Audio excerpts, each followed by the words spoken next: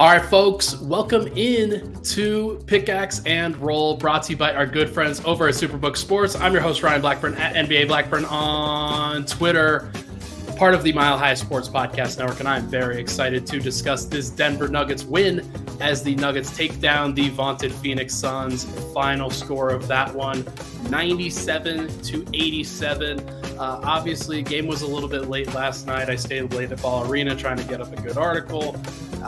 That's always going to happen, and so I decided not to podcast late last night and wanted to do it during the next day, especially because, guys, we got a three-day gap now. 3-day gap between games. This is going to be a long time just having to wait for the actual game 3 on Friday night. But we're going to take it slow. We're going to enjoy this, and we are going to enjoy it together. I'm excited for this one, folks. Thank you for hanging out with me today. Always a pleasure to podcast for you. Guys, this was an ugly game. This was an ugly game last night. And most important thing is that the Nuggets continuously find ways to win in different ways. It doesn't matter whether it's pretty, it doesn't matter whether it's a little bit ugly like it was last night. Jamal Murray couldn't throw a pea in the ocean. That was a pretty big storyline throughout. But Nikola Jokic, unbelievable. The Nuggets defense, unbelievable. Most important thing Denver could do was just survive in that stretch and make sure that in a game where Devin Booker and Kevin Durant combined to play like 90 minutes, 89 minutes, somewhere around there, the most important thing is that you just get out of there with a win, and then you can regroup, try to steal at least one on the road in these next couple. But Denver, they had to grind this one out. This was not a pretty game. This was not game 1 where Denver's offense was beautiful. They weren't really disrupted at all. The Suns couldn't really miss from the mid-range in game 1, but they could miss from game 2. And it was very, very important that they did so. And it was very, very important that, once again, Denver had the best player on the floor. It just wasn't Jamal Murray this time. It was the 2-time back-to-back MVP, Nikola Jokic. 39 points, 16 rebounds, 5 assists, 2 steals, 1 block. 17 of 30 from the field is an incredible number. It's an incredible feat to get up 30 shots in a game where the defensive intensity is it's ratcheted all the way up. The work that Jokic has to do on the defensive end, covering in the pick and roll as much as he does, he's done a great job on that end of the floor. But it didn't take away from the fact that offensively he was the best player on either team. And when Murray wasn't really good for the vast majority of this game, Jokic still managed. He still found a way. He put the team on his back with 26 points in the second half. He was, I think, 6 of 12 with 13 points in the first half, which means that he was 11 of 18 in the second half. And that's just a crazy number in general. But the most important thing is those 26 points. Denver needed every single one of them to get over the top to ultimately break Phoenix for Phoenix that's on the road. Denver needed this home victory. And Jokic, he just continuously finds a way, man. He just continuously does it and rises to the occasion in everything that the Nuggets have asked him to do. They've challenged him on both ends of the floor. Phoenix is going to continue to challenge him on both ends of the floor. Even if Chris Paul doesn't play, even if he's found a way to win his matchup with DeAndre Ayton, there's no doubt in my mind that Phoenix is going to continue to challenge him, and Jokic will continue to be challenged for the rest of the playoffs. But this is what Nuggets fans have been waiting for. This is what Nuggets fans have been crowing about, have been just pleading with everybody to say, no, we have a guy. We have a guy that we believe in. There is no doubt that Jokic can rise to the occasion in these moments. Just had an injured team. Just had a team that didn't really fit. Just had an option had no options. No options over the course of these last couple of years, basically. And so even though Murray wasn't good in this one, thought he set the table pretty well for Jokic off of that short roll, gave Jokic a lot of opportunity to be the superstar that everybody knows that he needs to be. And he was the best player on the floor in a game that featured Kevin Durant and Devin Booker. And that's a really, really big deal. How he continues to do this and whether he can continue to push through it like this at the energy level and the intensity level that he's doing remains to be seen. We will see what happens for the rest of this series, for the rest of the playoffs. But this to me was Jokic's big moment. This to me, like right before all the MVP stuff comes out today, him doing that last night was such a big deal. Just a really, really big deal to remind everybody, oh yeah, this is what happens. This is what it looks like when Jokic is fully locked in, fully engaged. He's unstoppable. He wasn't fully locked in and fully engaged in March and April. Like that just didn't happen. And that's okay. Nuggets fans know that the goal's a little bit bigger than that this time around. The Nuggets organization, Jokic, Malone, everybody on that team, they know that the MVP doesn't drive Nikola Jokic. But there were several questions yesterday about the MVP race, about it being announced. A couple of the ESPN guys were asking those questions, trying to get some good answers out of him, good sound bites out of him. And Jokic said, no interest. I just would rather go swimming. I'm not going to watch the MVP announcement or anything like that, because his motives and his motivations are way bigger than that. And just continues to show that consistently. I am just so impressed with the way that he has approached this, with the way that he can step up in these moments where things aren't going well for your team. That's fine. I can be this in this situation. When things are going well for Denver's offense, Jokic only has to score 10 points. He only has to shoot the ball 7 times. Like, it's not a big deal. But when things aren't going well, when he knows that the team needs that little extra boost, he's very capable of stepping up to the plate and just consistently does that. So really impressive stuff. Denver holds home court because they have the best player on the floor in 2 straight games. And we'll see if that continues to maintain in games 3 and 4, but hard not to be excited about where this season is going and where Nikola Jokic is taking the Nuggets right now. On the other end of the spectrum, Jamal Murray, 10 points, 8 assists, 3 of 15 from the field, and 0 of 9 from 3.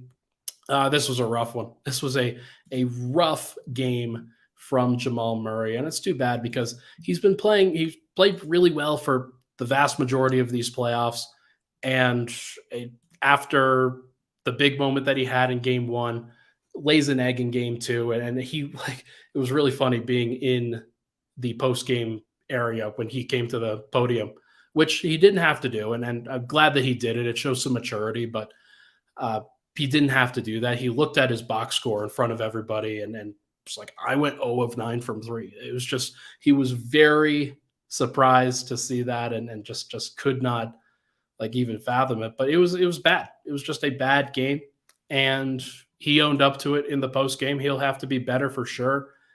I'm not surprised that when Phoenix overreacted to Murray the way that they did, it opened up things for Jokic. But Murray's got to be better in rising above the level of pressure that they were putting on him, the level of physicality that they were playing at the level, everything that they were doing. There's no doubt in my mind that he's got to be that second star. He didn't have to be it in game 2 because Phoenix did not score that well. They only scored 87 points. That's a big deal. Murray actually probably the worst defender on the not on the team, but like in the starting lineup in that game, and had to be out there just so that they could run consistent pick and roll at the end. But it just wasn't a great all-around game from Jamal. He had to miss some closeouts, didn't box out a couple times, got back cut, like just not the best game in general. But he's got to rise above it. He has to be playing physical. And yeah, I do agree with this, Joe. Like, in fairness, Phoenix devoted a lot of energy and resources to stopping Murray. I said this to somebody in the media room. it is so important that Jamal did what he did in game one as opposed to game two. Because game one happened and Phoenix was like, oh crap, we have to stop that guy too. We have to make sure that he does not beat us in the next game. And they did. They made sure that Murray did not beat them. They sold out on him in a lot of ways. They were very physical on him. They were hedging a lot of ball screens. They were trying to get the ball out of his hands and putting it all on Jokic and all on the rest of the Nuggets to come up bases. And Murray did not handle that well. But at the end, found a little bit of a rhythm, found a little bit of time, and in the clutch, had a couple assists to Joker, had a couple of plays where he moved the ball to Joker and then Joker hit KCP for three. That was a really big play in like around the 7 or 8 minute mark. And there were a lot of times where Murray just missed open shots. And sometimes when your energy is sapped like that, that's just going to happen. But Murray's got to play better. Everybody knows that. He knows that. He's absolutely going to play better. I feel like stronger than just about anybody outside of Jokic that Murray bounces back in a big way in these moments. Like he's just not going to let that get to him. So it was a good thing that Murray went off in game one because Phoenix, they had to respond in game two. They took him out of his stuff in game two. And now it's up to Murray to respond in game three. Like he knows that ball pressure is going to come. The Nuggets know that ball pressure is going to come. How does he handle it? We'll see what happens on the road. And last, before we hit a break, Aaron Gordon. This was an incredible Aaron Gordon game. Didn't have a lot of rebounds. Didn't have a lot of assists. Did have 2 steals and a block. That was big.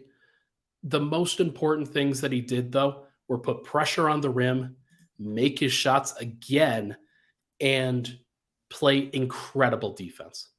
Aaron Gordon in this game went 16 points, 5 of 8 from the field, only 1 of 3 from 3 this time, but the first 3 that he attempted, he hit. And that was a big deal. And he went 5 of 6 from the free throw line. Again, that dude has been unbelievable as a free throw shooter in the playoffs. I want to just pull this up just so I'm not messing up the number. We are going to pull up Aaron Gordon's playoff free throw percentage. He is at 88.9% after missing 1 last night. I mean, holy hell. That's an incredible number, and like he deserves so much credit for turning that around. He was shooting like 62% in the regular season. That's an incredible turnaround for somebody, and he's been taking a lot more time. I think Phoenix was even like, is he getting 10-second violations on his free throw routine? Like, what are we doing here? Can you stop taking as much time? Aaron, take as much time as you need. Like, just take a breath, couple dribbles. Most important thing is that he's comfortable, and he seems more comfortable in these moments. And CT, I totally agree with this, by the way. Second best player on the Nuggets last night. Murray didn't show up in a big way, but that's the great thing about the Nuggets is that they have 3 other guys outside of Jokic that are capable of being the second best or even the first best player on a night. And with Aaron playing the level of defense that he did on Kevin Durant, limited him almost completely when Gordon was matched up against KD. KD had some success against Christian Brown. He had some success against Bruce Brown, had some success when switched out onto either Murray or MPJ or guys like that. But the most important thing was that when Denver was in their base defense look, when they were trying to match up physically with the Suns, KD couldn't do anything against Aaron Gordon. That's an incredible thing to say. I didn't expect that to happen. I didn't expect AG to be an impact defender like this. I thought he would be more of a shadow defender, somebody who would make things a little bit difficult for KD, but not impossible. And yeah, did KD miss some shots? Sure. But that's what the NBA is all about. That's what the playoffs are all about. Aaron Gordon rising to this moment, playing physical defense, not letting KD get to the rim, doing everything in his power to wall up and prevent shots that are easy, prevent shots that are within 10 feet. Everything that KD is taking right now when matched up against Aaron Gordon is between like 10 and 20 feet. And that's a great place to live if you are Aaron Gordon. Like, just got to keep working like that. and hopefully it persists. Hopefully it continues, because that is a big time play that Aaron Gordon is making. And it's the entire reason why Denver went out and traded for him. Like, he's filling the exact role that the Nuggets need for him to fill. And I'm just very excited for the way that he is approaching this moment, because last year he did not approach it well against Draymond Green. And who knows, like, maybe he's going to have a rematch of that possibility. But at least in this moment, AG deserves a lot of credit for the way that he steps up, the way that he has played in these moments and risen to the occasion in the playoffs as opposed to shrinking. It's really, really cool. All right, tell you what, let's take a break. When we come back, we will get to KCP, Michael Porter Jr., and the rest of the Nuggets bench in the second segment. But first, everybody, as you know, this podcast is brought to you by our good friends over at Superbook. Baseball is back. The push for postseason is on for hockey and hoops. I'm obviously sorry about the Avs and them losing in Game 7, but if you're still looking on betting, if you're still trying to make it work, make it all count this spring with Superbook. They're the best wagering app around, with a direct line to experienced bookmakers in Las Vegas. Plus, get a $250 bonus when you sign up, deposit, and wager in the same day. Don't let spring pass you by without winning money with Superbook Sports. Visit superbook.com for terms and conditions. Gambling problem? Call 1-800-522-4700. We'll be right back on Pickaxe and Roll.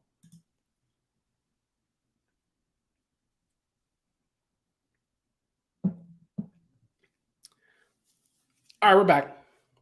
Pickaxe and Roll, Ryan Blackburn here. Thank you so much, everybody, for tuning in. Appreciate all the love and support on the pod. If you can, give this a like on the YouTube side. That would really help me out and really help grow the channel on that side as well. We're doing a lot of great things here at Mile High Sports, and it's not just me. It's we got a lot of Broncos coverage. The Let's Talk Broncos crew, they do a great job on this channel as well.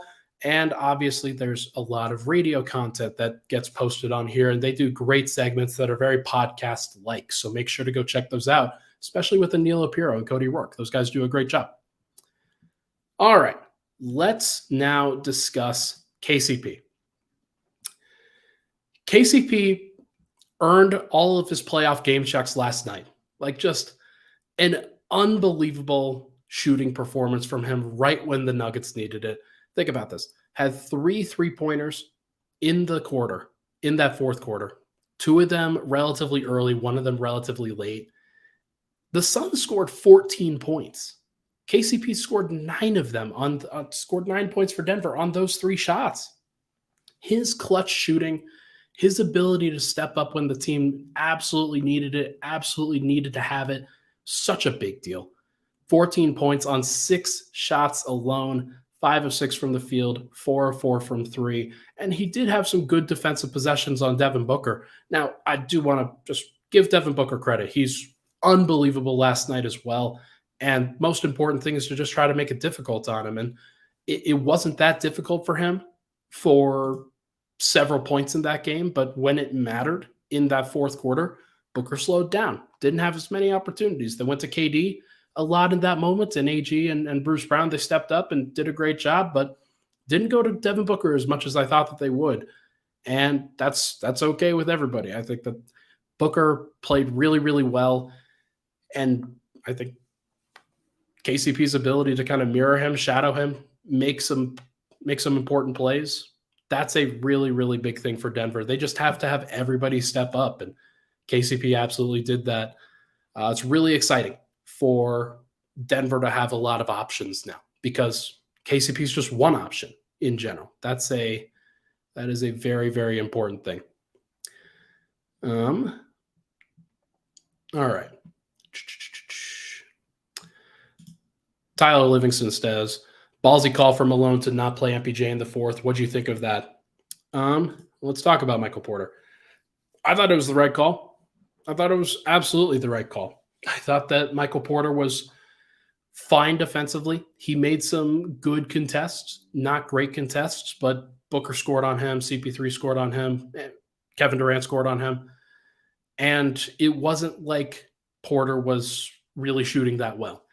Bruce Brown has been one of Denver's best players in the entire playoffs, and I thought that he earned the right to close in a moment where Denver needed somebody who could do a little bit of extra ball handling because Murray was getting blitzed and not playing really well.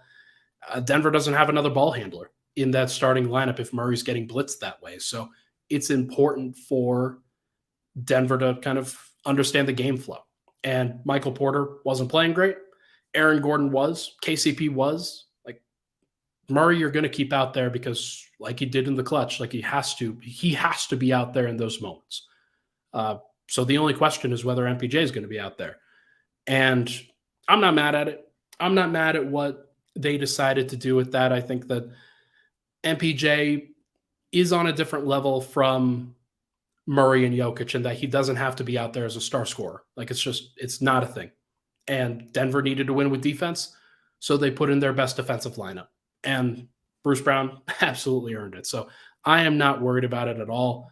But most important thing is that Denver got a win, and they found a way to make it work. Like, just have to find a way. With Porter specifically, I don't think that I think that they're going to have to find ways, and I'll talk about this a little bit more in the third segment, but I think they've got to find ways to get him involved, to keep him involved. They can't score 97 points again. Like, that just can't happen. And the best way to do that is for getting MPJ going. He's had 16 points in these 2 games combined, averaging 8 points a game in this series, and he's just got to be better than that.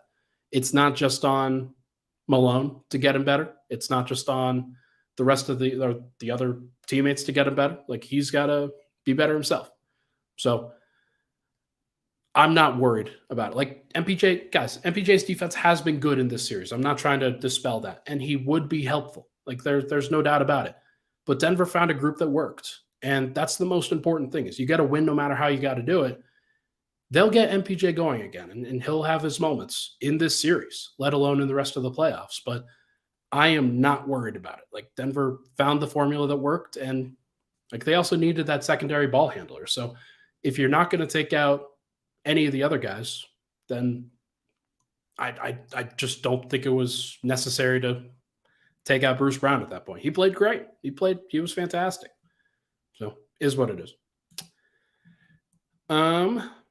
Yeah, Porter will be fine. He will, like, he's an adult. He can grow from this and understand. And like, it wasn't anything that he did wrong. Is that Denver had better options. That's fine. All right. Bench lineup for Denver was the same in both halves. Jamal Murray, Bruce Brown, Christian Braun, Jeff Green, and Aaron Gordon. I love what Bruce Brown and Christian Braun brought. I think that Jeff Green also was fine. Like, definitely had some good moments for sure. But most important thing with this group is the identity and the grittiness.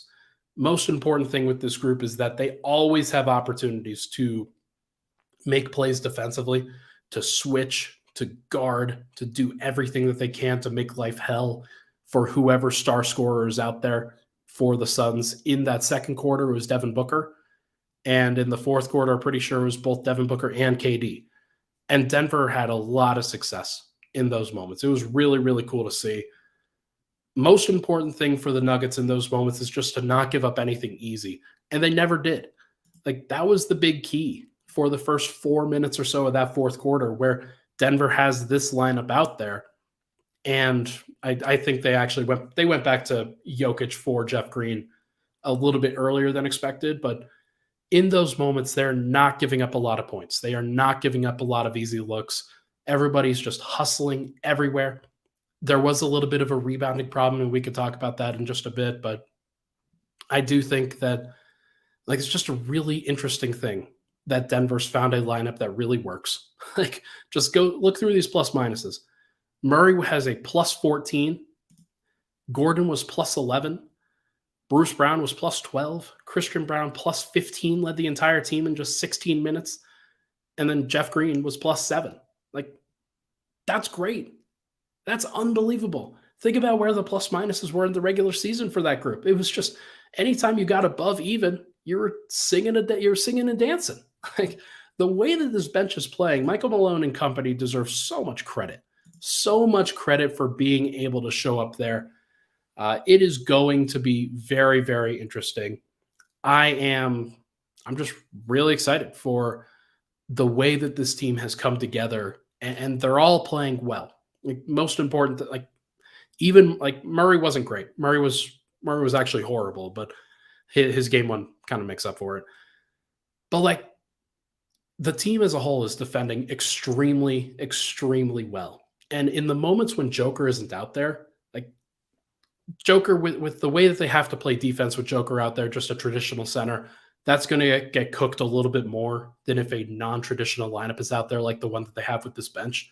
But it is just so interesting to see them play this dynamically with an all switching lineup. I tried to ask Jeff Green about it in shoot around. He didn't really give me a great answer, but it's just really, really cool to see the bench play with that level of tenacity and switchability and toughness and grit.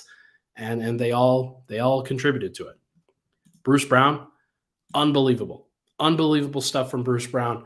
He continues to find a way to make an impact against Kevin Durant, Devin Booker. Like, he was guarding KD a lot down the stretch. Like, they didn't even have Aaron Gordon on KD a lot of the time. They had Bruce Brown on him, and he defends him just about as well as anybody. It's just been really, really cool to see that block that Bruce Brown had in the clutch, where he's jumping out of the gym to block a Kevin Durant jump shot. That dude's 7 foot, and his release is so high. Like, it's just unbelievable to see Bruce Brown get to that ball. And it's just all hustle. It is all ferociousness. It's aggressiveness. And Bruce being able to do that, it's such an impact thing. Like, his role has shifted around every which way in these playoffs, and he's playing it to a T. Just made an absolutely positive impact against Kevin Durant so far in this series, and against Devin Booker so far in this series. Although I actually think he's been better against KD, which is hilarious. Very, very funny. All right. Jeff Green, 16 minutes was +7. Awesome dunk in that first half after Kevin Durant overplayed an inbound pass, tried to tip it out. Had a couple blocks, Jeff Green did, had 4 rebounds. Just really, really nice to see him take up that mantle as the backup big man. Like, they don't need a ton from him. They need gritty play. They need somebody who's fundamentally sound. They need somebody who can take a charge occasionally, can move the ball. And one of these days, Jeff Green's going to hit that 3 at the top of the key. He ran a 5-4 pick and roll with Jokic, where Jokic is running the pick and roll and he's picking and popping. And Jeff Green got the 3, missed it, but it was cleaned up by Jokic at the front of the rim in, I think, that second quarter. But there's just a lot to like about what Jeff Green's providing. 1 turnover, not a big deal. +7, like +7 in 16 minutes is such a big deal, and he's a part of that unit. I know that he's probably the weak link in that unit, but he's fighting for position, doing everything he can to battle on the boards, and like, that's just the level of competition and the level of aggressiveness that you're not really expecting, or that you didn't really see from the regular season, that he's now translating to the playoffs. So, as it turns out, Jeff Green, another level that he could reach in a clutch moment, in a playoff moment. That's really, really exciting. And then Christian Brown, 16 minutes for him, just 2 points, 3 rebounds, but he was +15. And he has the best defensive rating on the team in this series. Now, part of that is just the lineups that he's playing. He's playing mostly with all bench lineup, or not the all bench, but like the non-Jokic groups, where he doesn't have to really chase people around the screens the way that KCP's doing and Aaron Gordon's doing when Jokic is out there. But it's still really, really impressive. I don't think that Devin Booker really likes Christian Brown that much. I think that he is making his life very difficult. And the way that Christian Brown's rising to the occasion in that moment is just really, really cool. I think back to game 1 against the Timberwolves, where matches up with Kyle Anderson. Kyle Anderson, not a fan. Christian Brown, perfectly fine being that instigator, just not going to back down in this moment. And for him to step up in this way, it's just really, really exciting that Denver has a guy like that they can always count upon. They have the 6'4" kind of bulldog defender in Bruce Brown, and they've got the 6'7" athletic, long physical defender in Christian Braun, who's a little bit more versatile, but like impactful in a different way. And both of those guys, like being able to bring in Bruce Brown and Christian Braun off the bench when your team needs a little bit of a boost, they can lock in defensively in those moments. And I really like that look. I remember when Malone went to that on December 20th against the Memphis Grizzlies.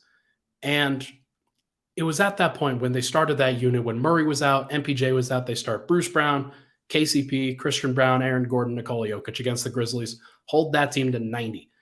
And you knew in that point that, okay, so it's in there. Like they're capable of doing it. They just have to lock in. They have to play with that level of physicality and intensity and attention to detail. And Christian Braun embodies all of those things. He's not perfect. Like he probably needs to make more shots. He's not playing well from a shot-making perspective, but he's doing everything else really well and just continuously making things difficult on Devin Booker, on Kevin Durant. He was picking up Chris Paul full court. I wonder what's going to happen with Chris Paul for the rest of the series, but if that means Christian Braun gets an opportunity to defend one of Kevin Durant or Devin Booker more, then I think that's a good thing for Denver. That's a really, really exciting thing and how many, like you can't say that about any rookie in this playoffs because he's the last rookie standing in rotations, but how many rookies have you ever been able to really say that before? Where like, yeah, sure, Kevin Durant, yeah, pay Rook, go guard him in the playoffs. How many rookies in years past would people be able to say, oh yeah, he can do that? Kevin Durant, Devin Booker, doesn't matter. Like rookie, like you go get him. That's nuts. That is insanity. Nobody ever does that. So it's really cool to see him kind of blossom in this moment. This is going to be great experience for Christian Braun, and I think he's going to be confident for this for a long time as a result. Really good win for Denver. Really good stuff. And the most important thing they can do now is to take this show on the road. They've defended their home court. Most important thing they can do, game 3, game 4, get at least one of those and give yourself an opportunity to win the series in 5. That would be the best possible. Actually, well, the best possible thing would be to say Suns in -4. That's what I'm waiting for. But the Nuggets in 4 chance at Ball Arena last night, those were incredible. Like I think Nuggets fans are ready for this. They hate the Suns, and it's really cool just to be a part of that environment. So let's take a break.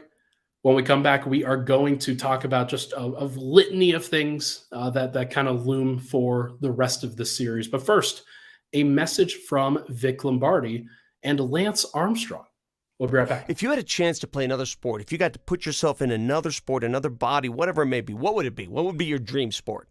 It's a close race between swimming and golf. I mean, I really, the last 10 years have just fallen in love with golf. And to this day, I still love it. I play it all the time. I watch it all the time. I follow the sport. I follow the drama, of course, of the sport, which we have in spades. And they're two very different. Look, I mean, if your options are to, for me, I'm a member of an amazing course out in Eastern Colorado called Ballyneal, right? Yep. So if my option is to fly out to Ballyneal and they got the cabins, the whole life, get in, play 18, have a great drink with my buddies, some cocktails, go to bed, wake up early, play another 18, fly home. I love that, but I also love swimming. But there, the view is not, Ballyneal or Castle Pines. Sure. The view is a black line. I still love it. It's just a different kind of love. And obviously one is much harder in terms of exercise. But I love the game of golf. I love everything about it. That's an interesting clip from the most recent Vic Lombardi podcast where he talks all about different categories, different topics of life on Mile High Life, the channel that is kind of also going on with Mile High Sports. We've broken up things. Half of it's Mile High Sports, half of it's Mile High Life. Just a lot of great stuff from Vic Lombardi. That episode it just went live this morning. You should go check it out with Lance Armstrong on Vic Lombardi's newest podcast with Mile High Life. All right, final segment here. Thank you so much, everybody, for tuning in. Nuggets defend home court now. That's the most important thing. I said at the beginning of this series that like with the way that the schedule broke down, where you've got these 3 off days, Tuesday, Wednesday, Thursday, you play game 3 on Friday, being able to go up 2-0 and forcing the Suns to have to think about that, forcing the Suns to think about that for 3 straight days. Now, they might get healthy. They might have an opportunity to win game 3 still. There's no doubt about it. But the difference between 1-1 going back to Phoenix and 2-0 going back to Phoenix is such a big deal, because that's a veteran team over there in Phoenix where they've got a lot of guys that are capable of stepping up in those moments. And I don't want to say the series is over, because we just saw the Sacramento Kings and Golden State Warriors play. Sacramento wins their first 2 home games and then loses the series because they lost 4 of their next 5 games. I do not want to, like, that can still happen with Denver. There's no doubt in my mind that that can still happen. But what I will say is that the Nuggets have put themselves into the best possible position that they can. There's only so much that they could do. There's only so much they could find out. And the way that they have defended, the way that they have played, even when Porter's combined for 16 points in the first 2 games, even when Murray just laid an egg in game 2, like, them being able to defend home court is such a big deal. And they have an opportunity that they're going to be okay. Like, they are just going to be okay. This is so funny. So confused. Turning what Ryan has Lance Armstrong on. Yeah, no, that was a commercial, my guy. It's so funny. We're doing great over here at Mile High Sports. There's a lot going on that isn't just me, but make sure to check all that out. Nuggets will protect Phoenix home court too and win both games there as well. Dejan, that would be amazing. I would love to see that. Like I said, Suns a -4. I am waiting for the tweet. I am waiting for the opportunity to just be able to throw all of my receipts out there of everybody that was like, yeah, Nuggets, no way the Nuggets can actually do this. No way the Nuggets can defend the Phoenix Suns. Come on now. It would be very, very cool to be able to see that. But we will see. We'll see what happens. That's what I was, just realized. Winning with defense against the Suns is such a big deal because of the way that, so many people talked about Denver. Because of the way, and I kind of talked about this too. I did not think that Denver would have this level of success defensively. I just didn't. I think a lot of people are in that same boat too, where you didn't really expect them to defend this well. You didn't really expect them to play this great against the Phoenix Suns, but they are. And got to take advantage of it now. The most important thing you could do is just ride the wave, realizing, hey, you've got a defensive formula that works. You're going to make it physical on them. You're going to try to avoid fouling and try to avoid giving them the easy stuff, like getting to the foul line. Last night, Phoenix turned the ball over just 9 times. A little bit different from what happened in game 1. But that's one of the other things, is that Phoenix in years past, and including this last series against the Clippers, they weren't turning the ball over a ton. And they're still 14-9 is not that's not a crazy large number of turnovers. But if Denver can just keep that number above 7 consistently, make sure that Phoenix isn't turning the ball over 5 or fewer times, they're going to be okay. And Phoenix only attempting 5 free throws, that's also a really big deal. Denver's done such a great job of defending without fouling while being physical, doing it in a legal way, but making sure that they feel you, making sure that they know that they're not going to get anything easy. Now, whistles can change going to different locations, and I have a feeling that the Suns will get a much better whistle on in their home building. So can Denver bring that same level of defense on the road? I think is a legitimate question. I don't expect them to hold the Suns down for that much longer. I think that they caught the Suns by surprise, but the Suns did figure some things out in game 3 or in the third quarter of game 2. There's a lot to be there, but they also need to have this massively impressive performance from Devin Booker or Kevin Durant or both of them in order to really have a chance here. And that's a good thing for Denver, that they have to reach that level. They have to reach that. Denver's not going to give them anything less. Denver scored 97 points and they won by 10. How crazy is that? So Denver's going to be better on offense. You know that they're not going to play as badly on offense as they did in this last game. Jamal's going to be way better than where he was. I don't think you need to do anything crazy. I don't think you need to change up anything that much. Like, just try to play physically, try to do so without fouling. And if you can, then like you're going to set yourself up extremely, extremely well. Chris Paul's status for game 3, of course, that looms large in this conversation. I have no idea what it's ultimately going to look like with him, because like we'll probably get some information today on the severity of the injury, unless I missed something on Twitter that has not come across the timeline. I've been podcasting, so I have no idea, but it does look to me like it could be pretty serious for Chris Paul. Like, most of the time, if you have a groin strain like that, it's just so painful to be able to move. Like, you can't really push off. You can't really pull. You can't really do all of the things that you're expecting to do with your body. And the groin is just connected to everything. So I hope that in general, like, if he doesn't play, obviously Denver's got to take advantage. The Suns are already down like so many rotation players after this past trade. Like, they just don't have any depth. And taking away one of the guys that you expected to count upon, that's a really, really tough thing. So is Cameron Payne going to start at point guard for them? Maybe Damian Lee starts and they move Devin Booker to the 1. Maybe they decide to go back to Landry Shamet, who did not play in game 1 and was admonished by the Suns people, and then they realized, okay, so nobody can play off the bench. Landry Shamet was getting a whole bunch of blame when he's just like everybody else. But we will see what it ultimately looks like.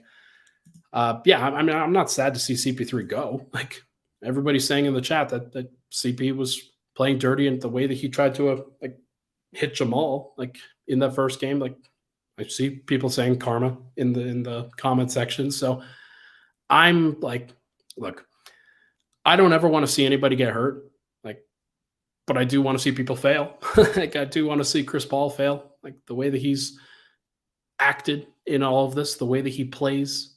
Like, I'm okay seeing him fail. Like, don't want to see him get hurt, but I would have loved to see him stay healthy and Denver still roll. That would have been really cool. 2 more things before we get out of here. Nuggets need to get MPJ involved again. I don't think that's a secret. I think that that's going to be a very important factor for the rest of the series. It's just, what can they get from MPJ? Like I've mentioned, only 16 points in the first 2 games. I think he had 7 shots in this last game, 9 shots in the first game. So he's got 16 points on 16 shots. That's just not good enough. He's got to get to the free throw line a little bit.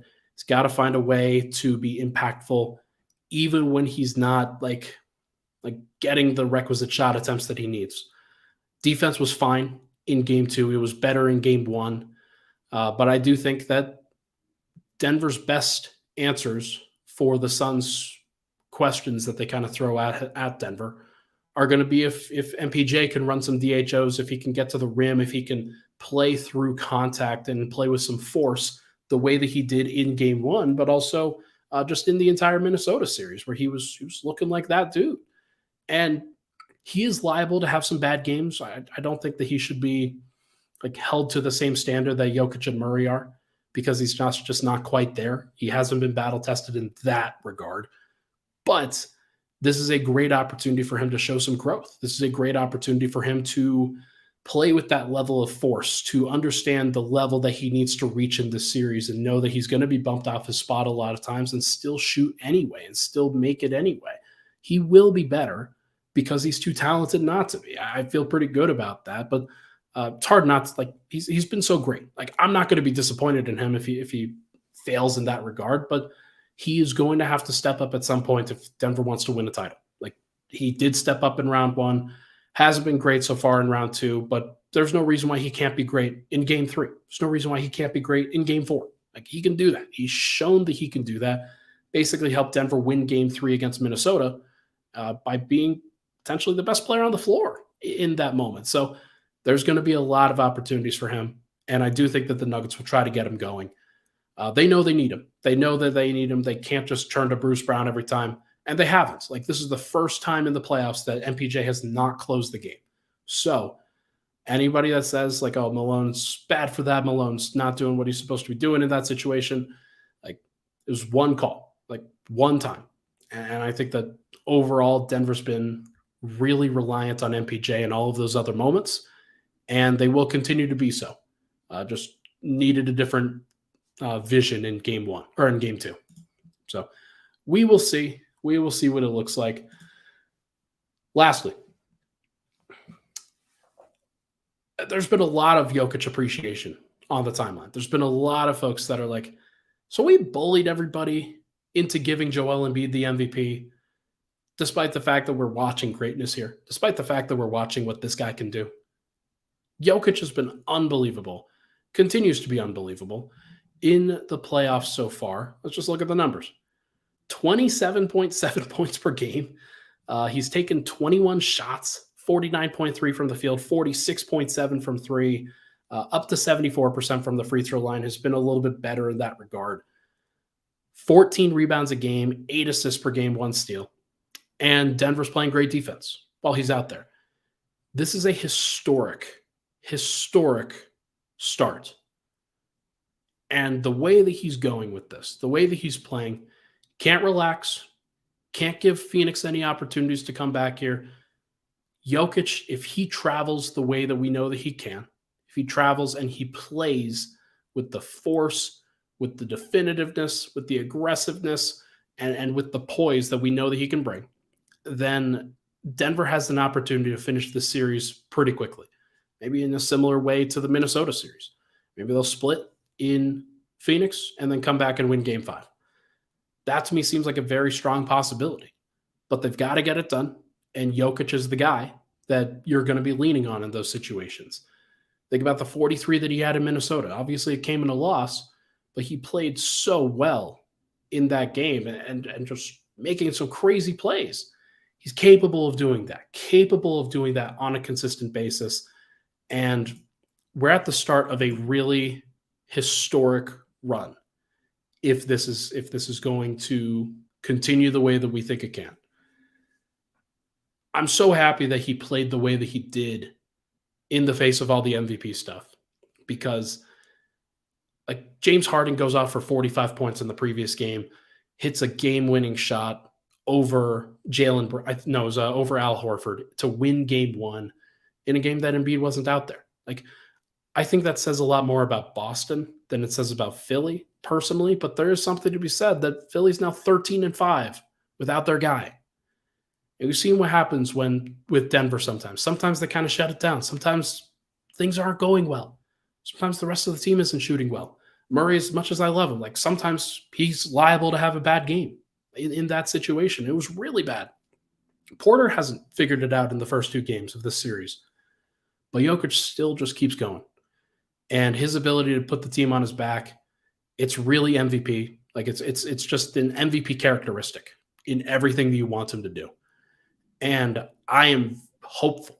I am looking forward to what's to come with him, because this could be an epic run. Now, it may not be. Like there's still teams that can eliminate Denver. Phoenix can still eliminate Denver. They have the talent to do it. But if this thing goes the way that we all think that it can, then I'm just excited for the blowback. I'm excited for the discourse. I'm excited for what that's going to look like. And people are going to have a reckoning with the way that they've treated this dude, because he is so good and so talented and about all the right things. And the most important thing you can be in that situation is humble and grateful. And Jokic has never said a bad thing about anybody else, even through all this process. And he deserves this. He absolutely does. What he's had to go through, what he's had to accomplish in order to reach this ladder, he deserves this for sure. And I am looking forward to that moment of coronation. I know all Nuggets fans are looking forward to it just as much. MVP, not a coronation. Joker's already got 2 of those. But if you get to the finals, if you could deliver on that stage too, then all bets are off. And fans are going to have to, they're going to have a lot to answer for. That's for sure. Michael, hit that outro music for me. everybody, that is going to do it for this episode of Pickaxe and Roll, brought to you by our good friends over at Thank you so much for tuning into the show. What a game to win for Denver as they take down the Phoenix Suns. They defend their home court. It's going to get hard in game 3, in game 4 against the Suns, but I know that the Nuggets are down for it. I know that they are ready for this moment. It is going to be so fun to see Denver deliver on that stage as well, because if you go Suns in -4, oh, there's going to be hell to pay. Going to be so great. Thank you so much, everybody, for tuning in. Hit that like button on the way out of this show. We'll talk to you guys very shortly.